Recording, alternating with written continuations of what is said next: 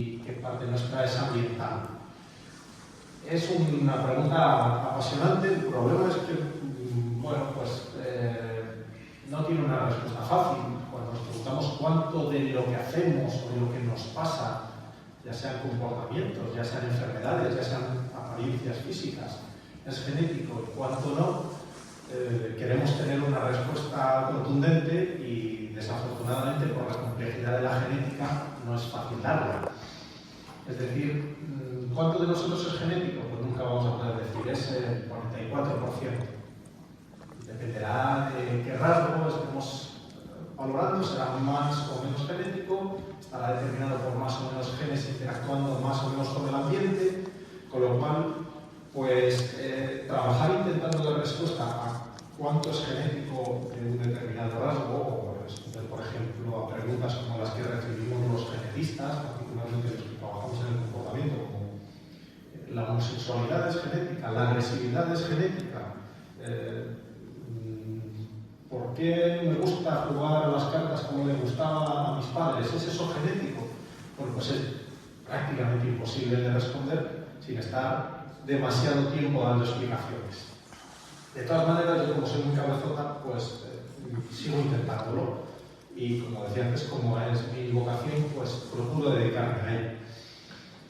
He decidido intentar entonces hacer un recorrido o un resumen de cómo, al final, en algunos aspectos, particularmente en aquellos que son más llamativos, más que los físicos, es decir, en nuestro comportamiento, en lo que hacemos, qué parte podría ser genética y qué parte podría ser ambiental. Es interesante el momento en el que vivimos porque la genética está sufriendo un tremendo desarrollo y cada vez tenemos más conocimiento y mejores herramientas. Entonces, lo que vemos es que muchas de las cosas que nos caracterizan, y no me refiero, insisto, a nuestros rasgos físicos, sino también en lo que hacemos o las decisiones que tomamos o lo que pensamos, tiene un componente genético, cosa que durante muchos tiempos, durante muchas décadas, se descartó completamente. Por un montón de razones, incluso razones históricas que serían, me tendría que extender mucho para hablar de ello, pero tuvo su lógica que se quisiese descartar que aquello que nosotros decidimos sea hereditario. Pero para empezar, porque no nos gusta. Nos gusta pensar que todo lo que hacemos nosotros viene de nuestro alma, que por otro lado es algo que no existe y que lo decidimos libremente. Entonces, cuando intentamos explicar por qué parte de lo que hacemos o de lo que nos caracteriza es genético, encontramos mucho conflicto que viene del mal uso que se ha hecho de la genética en el pasado y de las ideas que se han tenido hasta ahora de cómo el ambiente determinaba casi completamente lo que somos. Pero hay una serie de argumentos a favor de que algo de lo que somos, una parte pequeña, mediana o grande, es genético, y es de lo que yo voy a hablar. También es verdad que quiero dejar muy claro desde el principio que en muy pocos rasgos que vayamos a estudiar vamos a encontrar que la genética es la única responsable. Pero también pasa lo contrario, en muy pocos rasgos que vayamos a estudiar vamos a encontrar que la genética no pinta nada. Y con esa modalidad, genética y ambiente, tenemos que vivir y podemos entretenernos o intentar profundizar un poco más mirando rasgo a rasgo.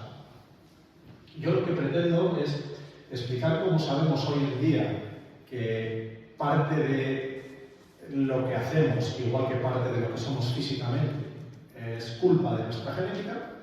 Y por otro lado, hacia el final voy a hablar un poquito de cómo estudiamos ese tipo de situaciones, cómo es de difícil estudiarlo, hablando ya un poco más del trabajo en concreto. Es decir, voy a hacer el planteamiento teórico que nos llevó a darnos cuenta de que realmente la genética tiene que estar detrás de mucho, de una parte de nuestra... A ver, que así. La clavija a lo mejor, ¿no?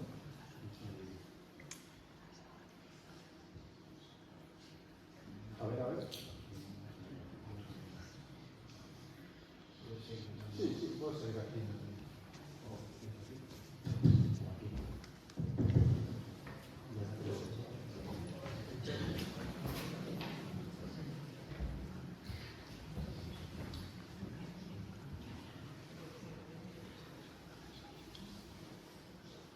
Bueno, a ver, pues como decía, voy a hablar un poco de los planteamientos teóricos que nos han llevado a comprender por qué la genética está detrás de algunos rasgos en los que no la esperábamos antes.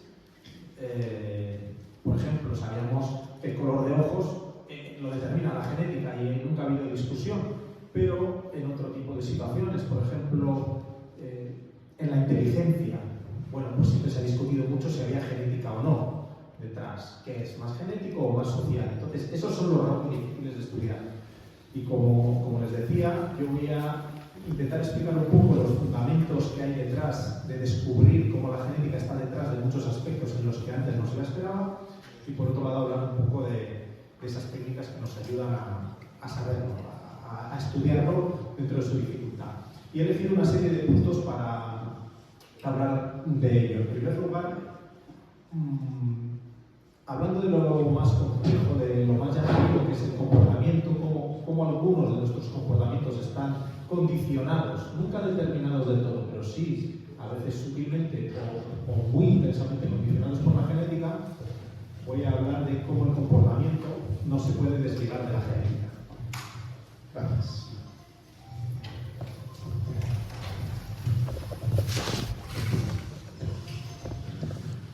A ver, eso en primer lugar. Después,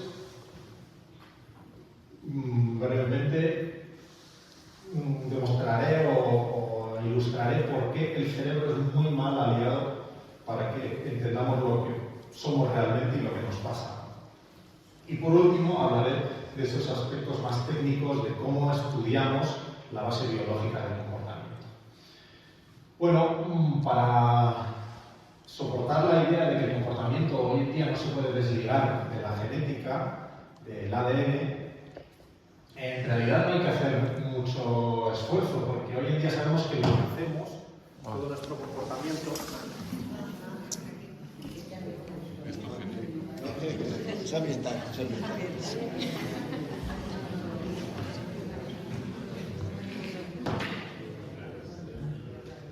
Bueno, lo que decía es que hoy en día sabemos que lo que hacemos, lo que decidimos, lo que pensamos y lo que sentimos, todo reside en un órgano, que es el cerebro. Ya nadie cree que haya otra cosa que no sea el cerebro a la hora de tomar decisiones, por ejemplo. Eso todo parte de las funciones químicas y eléctricas del cerebro. No es magia, no es espíritu, es simplemente física y química, es decir, electricidad y moléculas discurriendo por el cerebro. Y como de ahí parte el comportamiento, es bastante fácil deducir que el ADN tiene que tener algo que ver, porque dentro del cerebro lo que tenemos en la parte más profunda es ADN, que está empaquetado en forma de cromosomas, que está metido en cada una de las células con las que constituimos el cerebro, que a su vez se agrupan para dar lugar a tejidos y finalmente a órganos. Es decir, con ADN es con lo que se fabrica nuestro cerebro. Leyendo las instrucciones del ADN, que es la molécula de la genética, es como producimos el cerebro. Luego es bastante lógico deducir que aquello que hacemos y aquello que nos pasa, al menos en parte, tiene que estar condicionado por el cerebro que haya constituido nuestro cerebro. Nuestro ADN, perdón.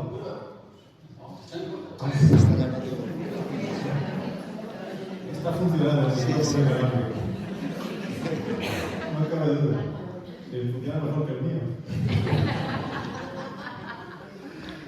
Bueno, lo que decía es que ese cerebro, que es parecido pero distinto en todos nosotros, está fabricado con las instrucciones de nuestra molécula de ADN. Lo que diga nuestra molécula de ADN junto con cómo lo module el ambiente será lo que dé lugar al cerebro que tenemos. Siguiendo con este intento de explicar cómo la genética se relaciona con el ambiente para llegar a dar lugar a nuestro comportamiento, a mí me gusta hacer un pequeño viaje hacia atrás en la historia que nos ayuda a comprender, de nuevo, por qué la genética está detrás de algunos aspectos realmente sorprendentes. Es decir, para poder explicar cómo la genética influye junto con el ambiente en el comportamiento hay que hablar un poco más aún, todavía es conveniente ir un poquito más atrás y remontarnos hasta el origen de la vida.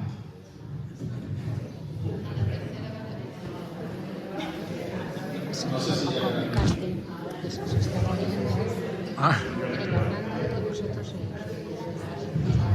estaba... A ver. Bueno, como decía, para encontrar una forma de explicar cómo se relacionan genética y ambiente para explicar nuestro comportamiento o para de alguna manera, sumándose genética y ambiente, condicionar y determinar las decisiones que tomamos y lo que nos pasa, a mí me gusta hacer un recorrido hacia atrás que implica pasar por la evolución e incluso ir un poquito más atrás y hablar del origen de la vida. Es decir, para hablar de nuestro cerebro, yo me voy hace 3.500 millones de años y empiezo hablando de lo que pasaba en nuestro planeta, en el que había una sopa de moléculas sueltas, en que de vez en cuando estas moléculas, por razones simplemente de la química, quedaban encerradas en otras moléculas como pompas de jabón, quedaban encerradas en esferas. Y esto ha debido de ocurrir y ocurre constantemente. Pero ¿qué pasa cuando se genera una pompa de jabón, tenga lo que tenga dentro? Pues que con el paso del tiempo estalla, se degrada, no es capaz de mantenerse. Pensemos, en vez de una pompa de jabón, en una pompa algo más robusta, pero también hecha de una capa externa grasa, como el jabón. Bueno, pues en algún momento ocurrió algo realmente fascinante, y es que esas moléculas se quedaron encerradas con otra molécula que tenía una habilidad tremenda, que era sacar copias de lo que había ahí dentro antes de explotar como una pompa de jabón. Es decir, una de estas moléculas tenía una singularidad y era que antes de que esta estallase, sacaba copias. Y esto, ni más ni menos, es el origen de la vida. La capacidad de una de las moléculas de evitar esa tendencia inevitable al caos, a que algo estructurado, pero lábil, desaparezca. Cuando va a desaparecer, o antes de desaparecer, saca una copia. Pues bien, esta molécula, hoy en día la llamamos ADN. En realidad, en el origen de la vida se supone que era más parecida a otra molécula que conocemos bien hoy, que se llama ARN. Pero este sería hoy el equivalente al famoso ADN que llevamos todos dentro de cada una de nuestras células. Y estas pompitas serían las células que nos constituyen como individuos. Y eso es lo que es exactamente la vida, la capacidad de sacar copias de las células antes de que sean completamente inútiles, porque tienen que acabar siendo inútiles. ¿Por qué? Porque las células, como toda la vida, se oxidan, se estropean y se degradan. Pero la vida tiene ese truco mágico, y es, sí, yo me voy a degradar, pero antes saco una copia. Y de esa cadena es de donde venimos todos los seres vivos, de un momento en el que aprendieron estas esferas a sacar copias de sí mismas antes de desaparecer. Y todos estos seres están constituidos de una o muchas esferas, que son las células, exactamente igual que nosotros, que estamos constituidos de 40 billones de este tipo de esferas trabajando coordinadamente con una complejidad que va mucho más allá de lo que representa este simple esquema.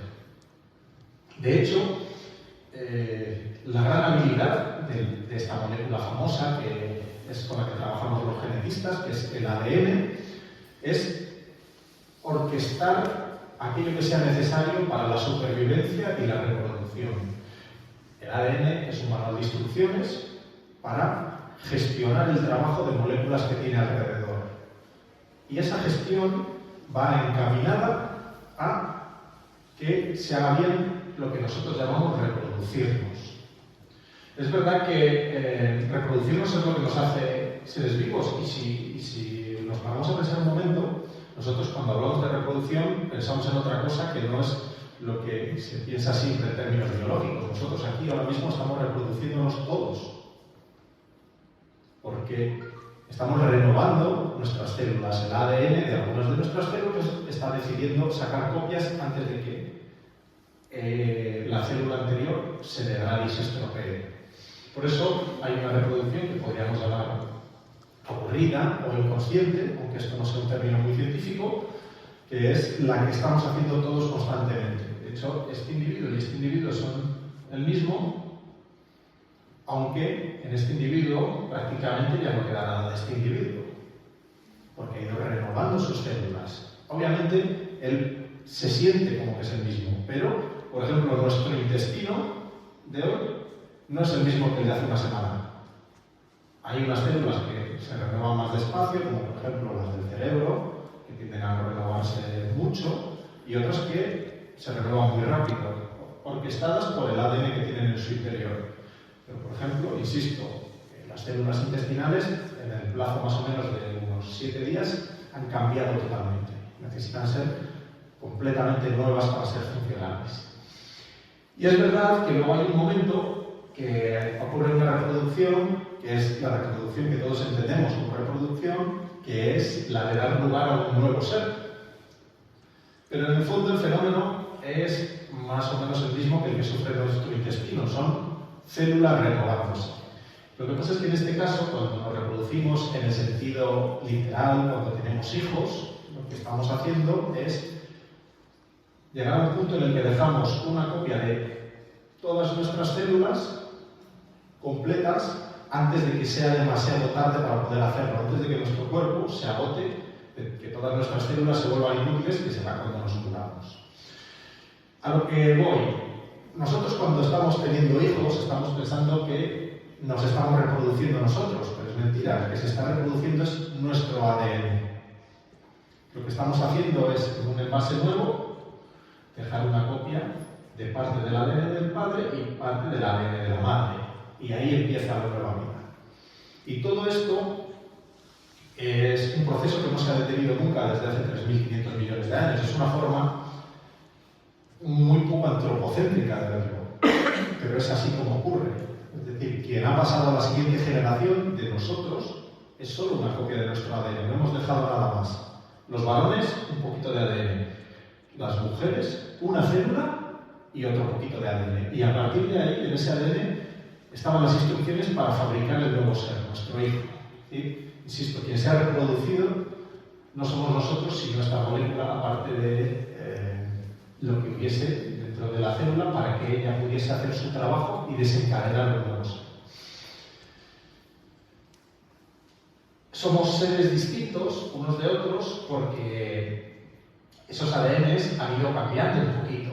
Con el paso de las generaciones hemos ido evolucionando. La vida empezó hace 3.500 o 4.000 millones de años con unos seres muy simples y luego ha ido habiendo distintos tipos de seres, pero todos ellos son descendientes unos de otros. Todos somos descendientes unos de otros en los que nos hemos ido pasando las copias de ADN que han ido adquiriendo sutiles diferencias, que es lo que llamamos hoy en día mutaciones. Las mutaciones que explican que no todos los individuos seamos iguales y que unos pues tengamos brazos y otros tengan aletas, pero al final lo que se ha ido transmitiendo es un manual de instrucciones en el que estaba lo justo, por lo menos, para saber dejar una copia antes de desaparecer y, a ser posible, mucha más información. A este proceso de diversificación de los ADNs es a lo que llamamos evolución, que es donde viven todos los seres vivos. Pero en todo esto, para mí, la idea más importante es que, independientemente de que el ADN de un elefante le sirva para fabricar una trompa, unas orejas, un hígado, unos pulmones como nosotros, y que nuestro ADN sirva para fabricarnos brazos, piernas, ojos, hígado también como el elefante, tanto el ADN del elefante como el nuestro, como el de una planta, como el de un alga, como el de una seta, todos ellos tienen una cosa en común, que es información para sacar copias de las células antes de que estén demasiado oxidadas. Es decir, el de una seta no tiene información, el ADN de una seta no tiene información para fabricar orejas, porque las setas no tienen orejas. El del elefante tiene información para fabricar orejas, sí, y el nuestro también, pero el de la seta, el del elefante y el nuestro tienen información para sacar copias de sí mismos antes de que sea demasiado tarde. Y eso es lo que tienen en común todos los seres vivos, capacidad de reproducirse. Y esa capacidad es información recogida en una molécula, el ADN. De hecho, la cuestión es tan singular que a mí me gusta poner este ejemplo. Es tan extrema la importancia de poder sacarse copias de sí mismo que las mentes religiosas ofrecen un ejemplo muy entretenido. Imaginemos, y voy a extremar el ejemplo con un caso que no es real.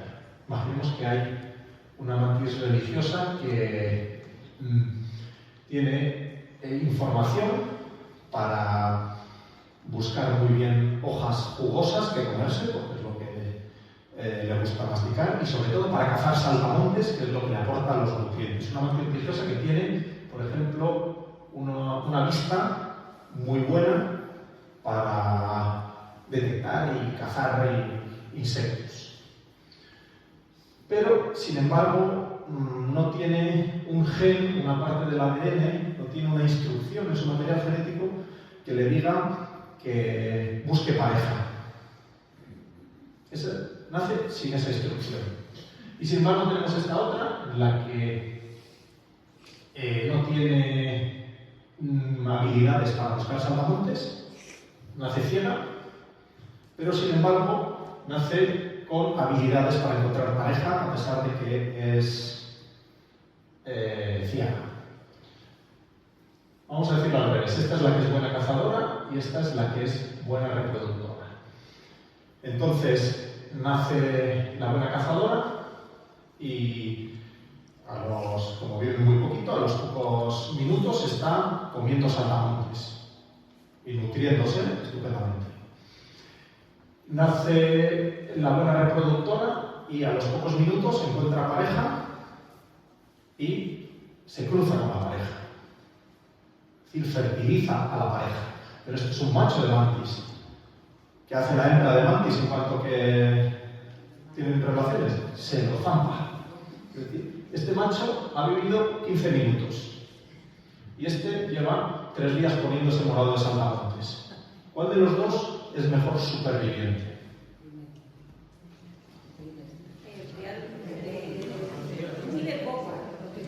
Este ha vivido 15 minutos, pero tiene instrucciones para dejar copias de sí mismo a la siguiente generación. Se ha reproducido. De este ADN de aquí, en los descendientes va a haber copias. Este, si no se reproduce, por mucho que coma, no deja ni una sola copia. Todas las copias, como esta, desaparecen.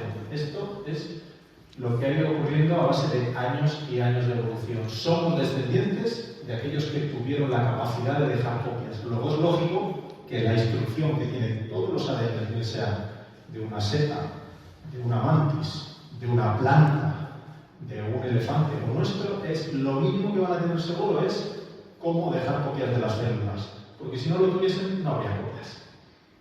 Es así de sencillo el razonamiento. Este proceso es lo que conocemos generalmente, con otro tipo de ejemplos, como selección natural llevada a un extremo. Sería selección sexual. Y junto con la mutación, la selección natural junto con la mutación nos sirve para explicar el proceso de evolución, que es a donde yo quería ir para explicar la diversidad y lo que a mí me sirve para hablar de por qué es lógico que nuestro cerebro influya en gran parte en nuestro comportamiento. Perdón, nuestro cerebro, nuestro ADN a través de nuestro cerebro influye en gran parte en nuestro comportamiento. Porque igual que en el caso de la mantis, los comportamientos que vayan a favorecer la supervivencia, en nuestro caso, van a ser seleccionados y son buenos candidatos a estar de alguna manera recogidos en las instrucciones de nuestra genética. Por ejemplo, imaginemos ya de la mantis hablando de nosotros.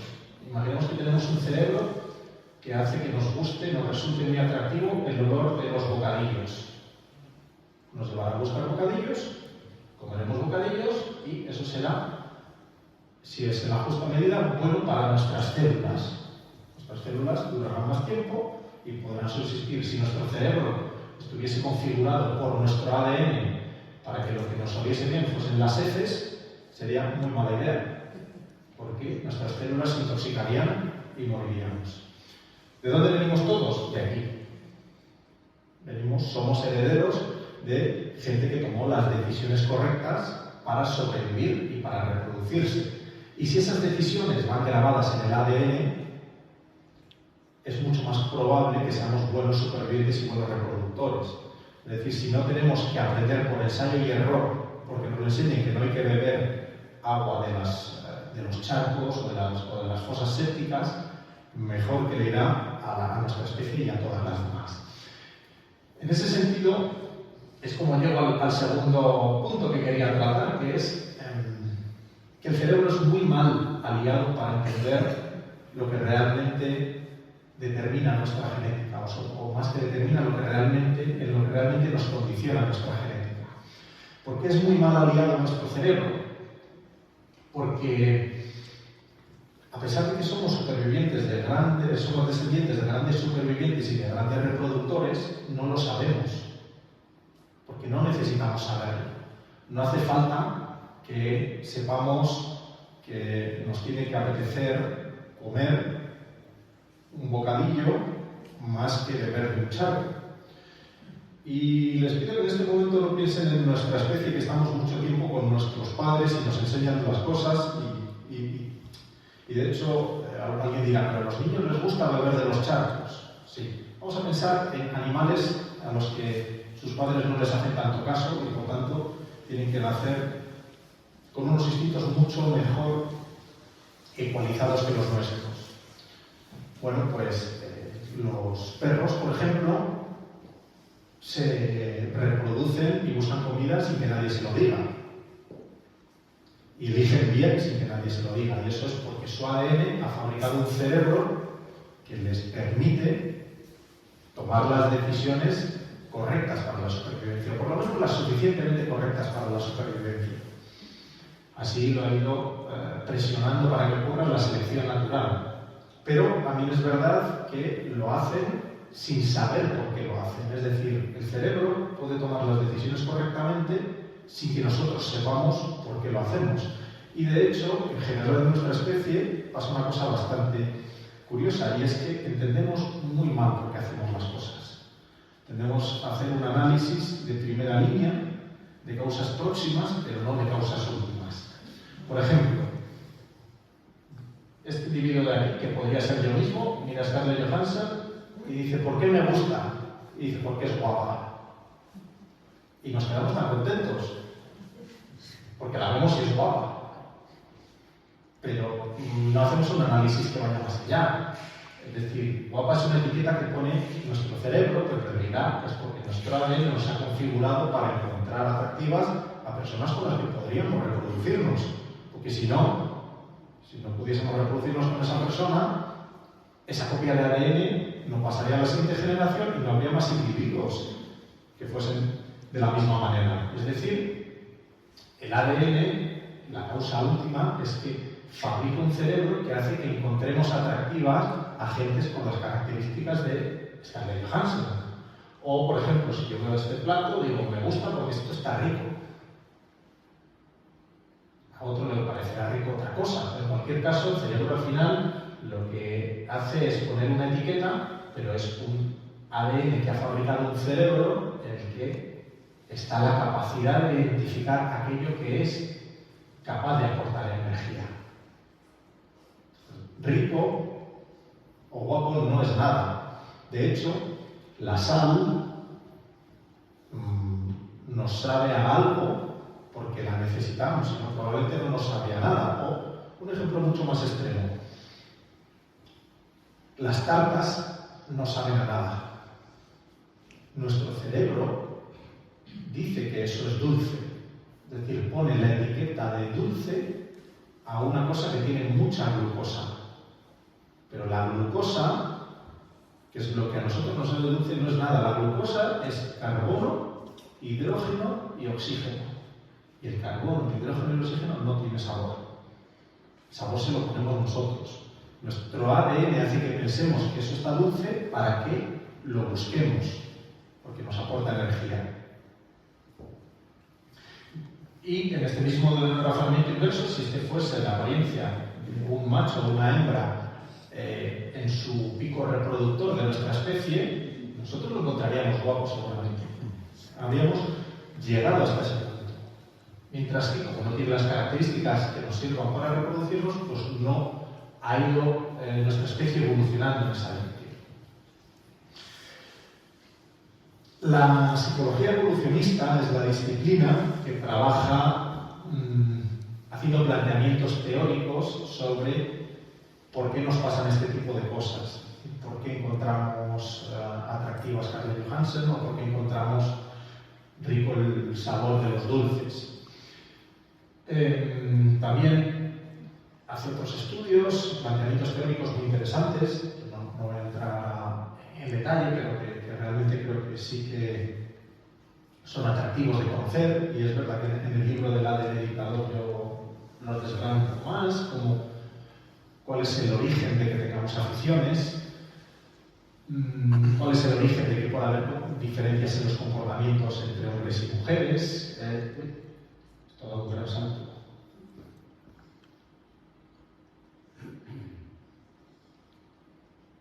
Estoy desvelando. Aquí vamos.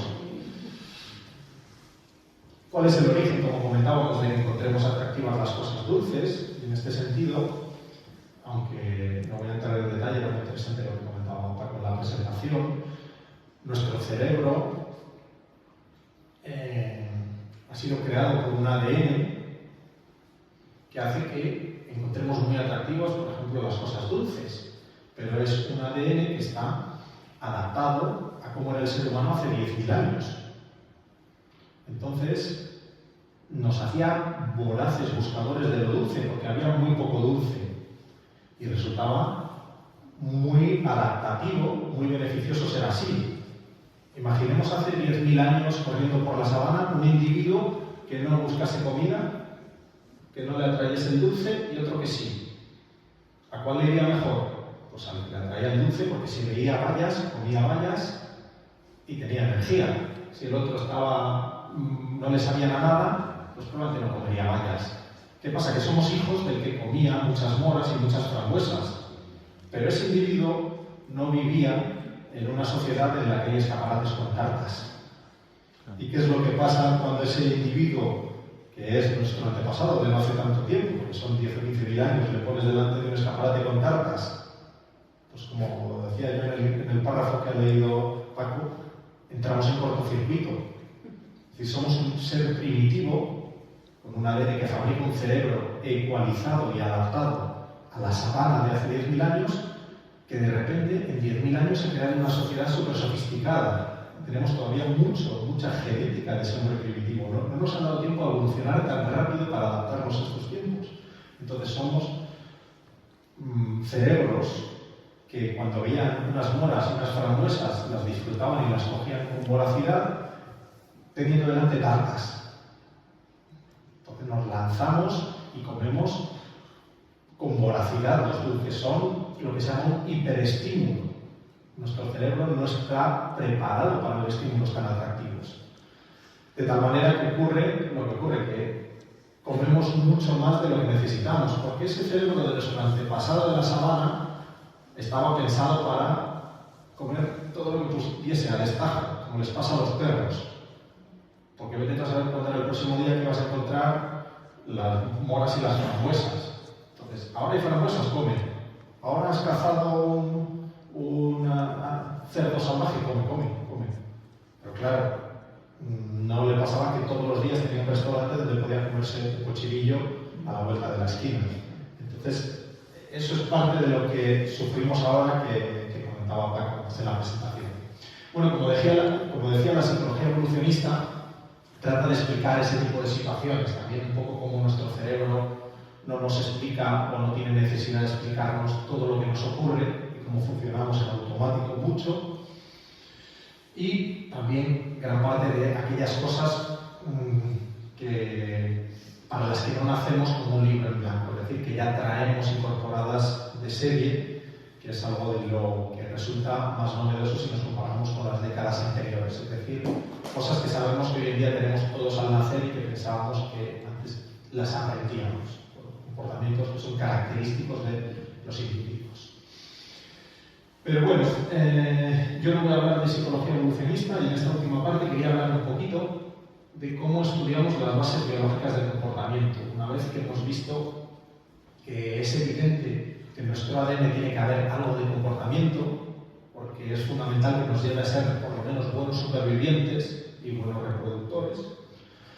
Y una vez que hemos visto que eso es así, aunque en un primer análisis de nosotros mismos no lo veamos, porque nos quedamos con que las cosas son bonitas o están ricas, no que aportan energía o que valen para sobrevivir, ¿cómo nos enfrentamos a hacer estos tipos de estudios desde la perspectiva científica, es decir, con el método científico? Bueno, pues como decía, es muy difícil, por eso planteo en última instancia si realmente merece la pena.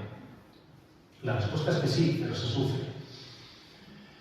La disciplina que estudia el comportamiento humano desde la perspectiva genetista se llama genética del comportamiento y explica cómo las diferencias en los genomas contribuyen a las diferencias en los comportamientos, es decir, cómo las diferencias en la molécula de ADN entre individuos explica parte de lo que nos hace diferentes a los individuos. Son más factores, están también los ambientales, pero las diferencias entre la molécula de uno y otro de nosotros explica parte de lo que hacemos distinto, teniendo en cuenta que todos nosotros tenemos una base que es hacernos buenos supervivientes y buenos reproductores, aunque eso podría no ser así, pero cuando no es así, las copias del individuo que no lo tiene no pasan a la siguiente generación, es decir, son eliminadas del panorama automáticamente. Bueno, esta disciplina de la genética del comportamiento trabaja con distintos frentes. En primer lugar, trabaja con modelos animales, es decir, estudiamos el comportamiento humano partiendo siempre de animales que hacen cosas parecidas, porque tenemos la suerte de ser animales. Otra cosa que se nos suele olvidar a nuestro cerebro, que no nos lo tiende a contar. Somos parientes de todos los animales, muy cercanos de los primates, pero somos parientes lejanos de las ratas, y no tan lejanos. Más lejanos lo somos de las moscas, pero también parientes y compartimos un 60% del genoma con las moscas. Un 60% de mi molécula es igual que la de una mosca que he aplastado esta mañana. Y por supuesto, una parte de mi ADN también se parece al de las plantas. Porque todos venimos de un mismo tronco, de esa célula que aprendía a copiarse antes de desaparecer. Así que si elegimos animales que se parecen a nosotros, más o menos podemos tener una buena base para entendernos. Y esto no solo se hace cuando se estudia el comportamiento, como ustedes saben, esto también se hace cuando se estudian las enfermedades. Todas las enfermedades se empiezan estudiando en esta mosca, que es la drosófila, después en el ratón y después en modelos humanos. A veces en un paso intermedio en primates. ¿Qué cosas podemos entender con modelos animales? Pues traigo solo un ejemplo muy entretenido y anecdótico con dos especies de ratoncillos. Esta es una especie y esta es otra. Lo que pasa es que estos ratones se los estudia viendo cómo se comportan en unas cajas y en unos laberintos. Y pasa que una de estas especies es monógama y social, y otra de estas especies es promiscua y solitaria. Es decir, en esta los individuos forman parejas estables y tienen crías, y en esta los individuos no forman parejas estables y no se llevan bien entre ellos. Y es curioso porque son especies de apariencia idénticas, pero de mucha cercanía evolutiva. Son seres muy parecidos. Entonces, si buscamos lo que es distinto entre estos y estos, encontraremos lo que explica que se comporten distintos. Toda vez que sabemos que su comportamiento no es social, sino es instintivo, es genético. No es algo que les enseñe la sociedad, nacen así.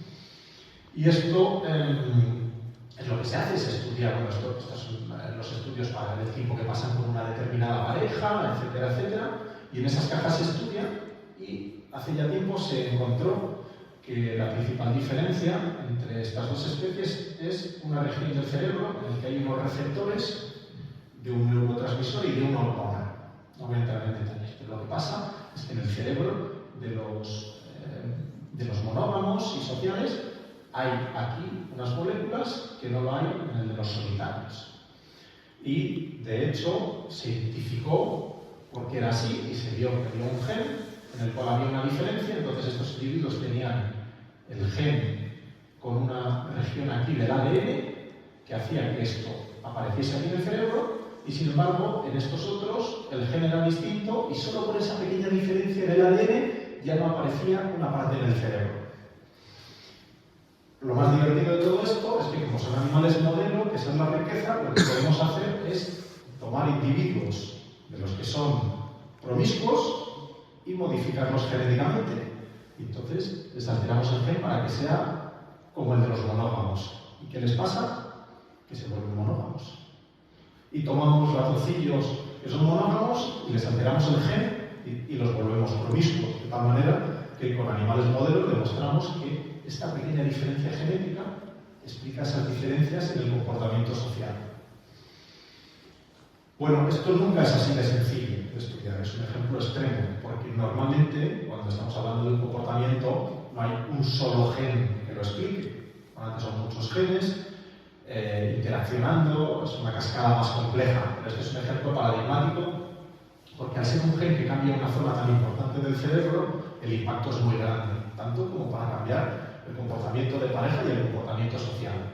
Por supuesto, rápidamente lo que hacen aquí los investigadores es preguntarse, ¿y este gen lo tenemos los humanos? A ver cómo somos. Y sí lo tenemos, pero los humanos no podemos, ni tenemos los medios ni las ganas de alterar nuestros cerebros, afortunadamente. Entonces lo que hacemos, para que vean cómo se estudia esto, es, hemos visto el gen en los organismos modelos y ahora lo miramos en el genoma de los humanos y ahí está el gen y miramos si se parece más al de los monógamos o al de los promiscuos. Lo estudiamos y a la vez a los individuos, en vez de meterlos en cajas o modificarles el cerebro, les preguntamos qué tal les va con su pareja. Esa es nuestra forma modesta de estudiar a los humanos, que bastante es. Y hacemos estudios que correlacionen las respuestas en los cuestionarios con lo que se observa en la genética, que aquí aparece como estos números. Y, bueno, como lo interesante de todo esto, me imagino, es resolver el final. La sorpresa con los humanos es que los humanos hay unos que somos con el gen más parecido a los ratoncillos monógamos y otros a los promiscuos. Es decir, mientras que los ratoncillos son todos o de un equipo o del otro, nosotros tenemos variabilidad, cosa que por otro lado seguro que había sospechado. Pero lo que quería era ilustrar una de las formas de estudiar el comportamiento en humanos, tomando el comportamiento en animales y viendo si nosotros podemos extrapolar algo de ellos. Otra de las formas de estudiar el comportamiento si tiene una base genética es con el estudio de los gemelos. Los gemelos son muy interesantes porque hay dos tipos de gemelos. Hay gemelos que son idénticos en su genética y otros que no. A los primeros los llamamos gemelos y a los otros los llamamos mellizos. Pero generalmente se habla de gemelos monocigóticos o dicigóticos. Es decir, si los mellizos son chico y chica, ya sabemos que no son idénticos genéticamente. Es evidente porque tienen distinto sexo para empezar. Pero entre los que son del mismo sexo, algunos son exactamente idénticos desde el punto de vista genético. Entonces, hay estudios muy valiosos que lo que hacen es estudiar gemelos que han sido, por ejemplo, separados al nacer. Entonces, que son genéticamente idénticos, pero que han crecido en distintos ambientes. Entonces, ahí sabemos que la genética es la misma, pero el ambiente es distinto. Luego, todo aquello en lo que sean iguales o más parecidos entre sí que dos hermanos cualquiera, dos personas cualquiera, será que lo explica la genética. Entonces, ese tipo de estudios se hace igual que con gemelos que han sido adoptados o gemelos que conviven con hermanos adoptivos. Bueno, no voy a entrar en detalles, pero esto es otra de las formas de estudiar el comportamiento y es criticable porque, de nuevo, tiene sus debilidades, pero ha permitido identificar un montón de rasgos que son más parecidos entre sí en los gemelos genéticamente idénticos que en los mellizos. Luego, son rasgos que se explican desde el punto de vista de la genética. Como pueden imaginarse, muchos pues, tienen que ver, por ejemplo, con la propensión a acumular colesterol, pues está muy determinada genéticamente. Pero otras cosas, como por ejemplo la propensión al autismo, la propensión a la esquizofrenia, etcétera, etcétera, también se ha descubierto de esta manera que hay una concordancia mucho más grande entre gemelos idénticos genéticamente que entre mellizos, lo cual la hace candidato a ser explicable desde el punto de vista de la genética. Incluso se han descubierto cosas realmente singulares. Por ejemplo, con los estudios gemelos, aparte de muchas enfermedades, se ha visto que la tendencia a la espiritualidad o la tasa de divorcio o la inclinación política tiene una correlación más alta entre gemelos genéticamente idénticos que entre gemelos dispares o mellizos. ¿Quiere decir esto que hay un gen para la política, un gen para el divorcio y un gen para la religión? No. La genética fabrica proteínas Y luego nada complejo está explicado por un solo gen. Y desde luego nada social está explicado por la genética del todo. Pero sí hace pensar que debemos indagar un poco más, porque a lo mejor la espiritualidad es distinta entre los individuos y parte del fenómeno es por la educación que han recibido, pero otra parte puede ser por factores genéticos. Por la razón que sea igual, que el divorcio no va a estar explicado por los genes, pero a lo mejor sí que hay individuos que tienen más dificultades para establecer vínculos, bien sea por cuestiones sociales, pero seguramente también por cuestiones genéticas. Entonces, ahí es el punto delicado y donde se encuentra ahora mismo la genética del comportamiento intentando establecer si podemos concluir que la genética en aspectos en los que pensábamos que no tiene alguna contribución. Bueno, otra de las formas de estudiar qué papel tiene la genética en el comportamiento es con el estudio de genes candidatos, que se llama. No voy a entrar mucho en detalle porque son aspectos muy técnicos y esencialmente lo que quiero es dar una pincelada de cómo de profundos pueden ser estos estudios. Los estudios de genes candidatos se escogen genes que tienen mucha importancia en el cerebro y se mira si esos genes son distintos entre individuos que se comportan de forma distinta. Tiene mucha complejidad y mucha dificultad de estudiar. Por ejemplo, un gen que se estudia mucho es el gen del receptor de andrógenos, que es el que permite hacer que la testosterona entre en las células y active el ADN. Como ven, esto ya empieza a ser una red muy compleja y empiezan a ser estudios de genética realmente profundos. Pero al final estos estudios lo que nos permiten ver es cómo si un individuo tiene una variante del gen A y otro individuo tiene una variante del gen B, no digo uno, miles de individuos tienen la variante del gen A y otros miles tienen la variante del gen B, y estudiamos esa genética a la vez que estudiamos un rasgo de su comportamiento, por ejemplo la agresividad, ver si hay una correlación entre una de las variantes y la agresividad. ¿Quiere decir esto que la agresividad es genética? No, la agresividad se explica mucho más por el ambiente en el que uno se cría. Es un factor que hay que tener mucho más en cuenta. Es decir, aunque hoy en día se ha visto que hay una relación, por ejemplo, entre el comportamiento agresivo y una variante y una serie de variantes de este gen, lo que tenemos que comprender con eso es que la genética, en un rol mayor o menor, está siempre un poquito detrás de todo. Pero en realidad estos estudios nos dicen dos cosas. Primero, la genética suele estar donde nadie se la esperaba antes, y luego, que aunque esté ahí, hay otros factores que son mucho más relevantes. Es decir, una de las cosas que se ha visto es que hay cierto tipo de variantes que hacen a los individuos más agresivos que a otros, pero sin embargo es mucho más preponderante el papel del ambiente en el que han crecido que el papel de esas variantes genéticas. Y el resultado, como comentaré luego después, es una interacción de ambas cosas. Y desde luego lo que no podemos olvidar, y eso sí creo que es un mensaje muy importante, es que incluso en aquellos rasgos en los que la genética ahora hemos descubierto que juega un papel, nunca es determinante. Es decir, siempre uno puede sobreponerse a las decisiones de esa genética. Pero tenemos que entender que hay individuos a los que les va a resultar más difícil sobreponerse que a otros por la contribución que está haciendo su genética. Bueno, hoy en día, ¿cómo se estudia esto? Hoy en día se hace lo que se llaman estudios de asociación de genoma completo. Si queremos estudiar si la genética está detrás, por ejemplo, de la esquizofrenia, lo que se hace es tomar miles o decenas de miles, o si se puede cientos de miles de personas con esquizofrenia y la misma cantidad de individuos sin esquizofrenia y secuenciar el genoma completo de unos y de otros. Secuenciar el genoma completo es algo que se puede hacer desde hace menos de 20 años y que se hace de forma más o menos extendida desde hace apenas 5 años, pero hoy en día podemos realmente leer toda nuestra molécula de ADN, que es extremadamente larga. Y podemos leerla en cientos de miles de personas con un problema y en cientos de miles de personas sin ese problema. Y hacer unos análisis bioinformáticos complejísimos para ver qué tienen en común todos los que tienen ese problema de la esquizofrenia, qué tienen en común todos los que no lo tienen y compararlo entre sí. Y así es como detectamos regiones que explican o que juegan un papel, insisto, juegan un papel que puede ser solo una predisposición al fenómeno que estamos estudiando. Esto se hace desde estudiar la esquizofrenia hasta estudiar, por ejemplo, si la estatura está determinada genéticamente. ¿Sí? Se toma todo el ADN de decenas de miles de personas muy altos y todo el ADN de personas de estatura baja. Y se buscan las regiones que son distintos entre ellos.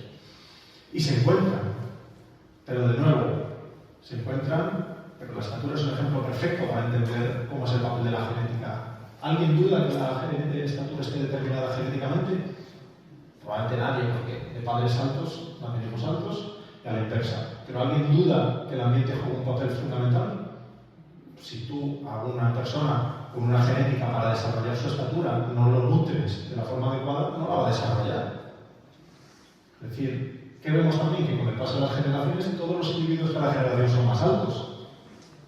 Probablemente con las mismas genéticas. ¿Por qué? Porque va cambiando el ambiente. Porque cada vez están mejor nutridas las generaciones.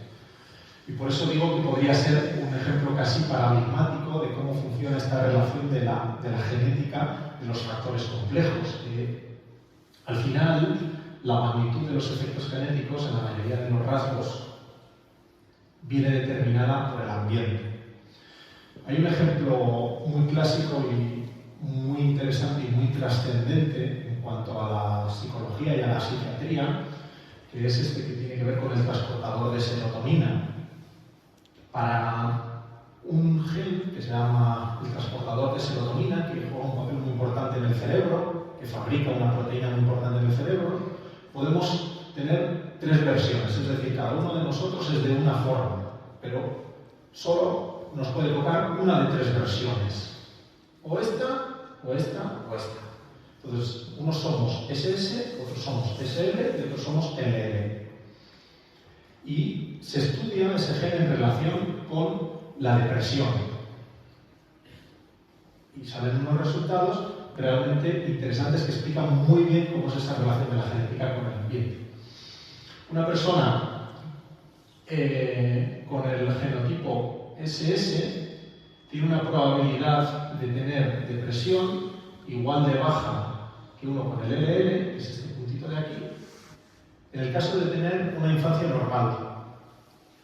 Sin embargo, si en la infancia hay maltrato, las personas con el genotipo SS tienen una probabilidad de tener depresión muchísimo más alta que los que tienen el genotipo LL. Es decir, tenemos una genética que te predispone a ser de una manera y un ambiente que termina de resolver cuál va a ser la circunstancia. En un ambiente completamente normal no podemos distinguir a estos individuos. Con una infancia problemática, unos tienen una probabilidad de desarrollar depresión muy alta y otros muy baja. Esto es lo que se llama la relación de genética con ambiente, que, como decía, explica la mayoría de los fenómenos complejos. Y es el papel de esta palabrita que aparece aquí la que termina de cerrar el cuadro. Es decir, ¿cómo pasa esto de que teniendo una genética en función de lo que me ocurra en el ambiente yo cambio? Bueno, pues el ambiente habla con la genética. El ambiente enciende y apaga la genética, que es eso que llamamos epigenética, que empieza a oírse bastante divulgación, incluso en noticias, que no voy a entrar, pero bueno, este es otro ejemplo muy complejo y muy llamativo de algo parecido, de cómo el estrés en la infancia también produce cambios duraderos en la etapa adulta. Así que, para terminar, he elegido este cuadro que me parece muy bien, que resume la relación entre genética y personalidad, porque es tan complejo y tan incomprensible como seguramente sea esta relación. Si buscamos la relación de los genes con la personalidad, tenemos que tener en cuenta lo primero que hay muchos genes que seguramente para los comportamientos complejos estén interactuando. Y luego que el ambiente va a jugar un papel que se va a sumar a esos genes. El ambiente a partir de muchas formas, el ambiente entre lo que nos pasa cada día, entre nuestras relaciones familiares, entre los accidentes, entre lo que comemos, todo eso es ambiente que se va a tener que relacionar con nuestra genética para dar un resultado final que desde luego siempre va a ser impredecible. Es decir, vamos a poder detectar propensiones que nos van a poder servir y ser útiles para el tratamiento de muchos problemas seguramente, pero nunca vamos a encontrar determinaciones, aunque encontremos propensiones. Y al final, la genética del comportamiento vive de estas leyes que resumen bastante bien lo que encontramos en este trabajo, y es que todos los comportamientos son heredables hasta cierto punto. Es muy difícil encontrar un rasgo que no tenga un componente genético, por muy pequeño que sea. Que el ambiente tiene mucha influencia, pero sorprendentemente el ambiente familiar suele tener menos influencia que el ambiente no compartido. Es decir, al final nos altera mucho más el comportamiento, no lo que ha pasado en casa de nuestros padres, sino lo que nos ha pasado con nuestros amigos, por decirlo de una forma muy resumida. Y luego algo muy trascendente es que un comportamiento típico humano siempre va a estar asociado, o la parte genética del comportamiento humano, con muchas pequeñas partes del ADN trabajando de forma conjunta y cada una haciendo un papel muy pequeño, por lo cual va a ser muy difícil de explicar. Y nada, pues este es un poco el resumen de lo que he querido transmitir. Es verdad que es muy difícil desligar la conducta del ADN, porque el ADN tiene instinto reproductor y va a mandar en algunas cosas que están muy relacionadas con nuestra supervivencia, y eso es en muchos más aspectos de los que pensamos intuitivamente, que el cerebro es muy mal aliado para entenderlo y que estudiar las bases biológicas del comportamiento desde luego merece la pena, pero tiene una grandísima complejidad, porque al final lo que descubrimos es que siempre la genética juega un papel, pero suele ser muy pequeño y nunca es totalmente determinante. Que por otro lado es algo que es muy importante descubrir para realmente comprender cómo funcionamos y no descartar ninguna de las posibilidades. Pues nada más, muchas gracias y espero que les haya